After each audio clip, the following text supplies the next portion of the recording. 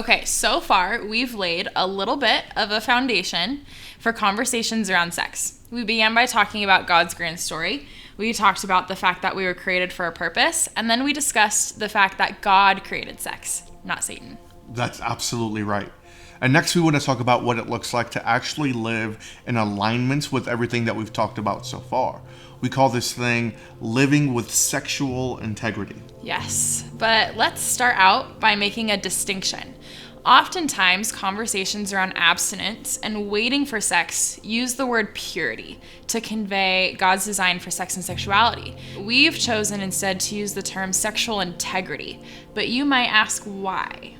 So this word integrity comes from the word integer, and that means to be whole or undivided. And our desire as a ministry is to see individuals become sexually whole in the person of Jesus Christ. So when you look at scripture, it's clear that only Jesus can truly make us pure. That's to say that completing a list of to-dos and don'ts just will never make us pure.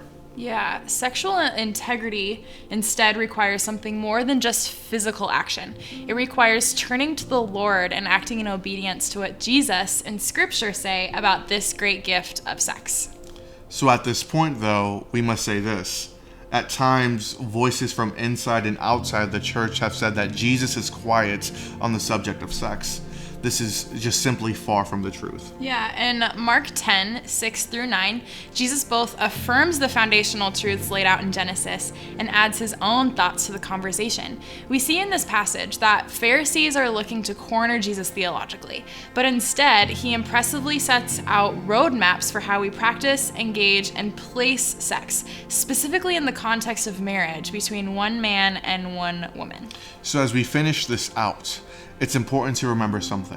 Sex isn't the point of this whole conversation. Jesus and his kingdom are, and we must place Jesus and obedience to him above all else.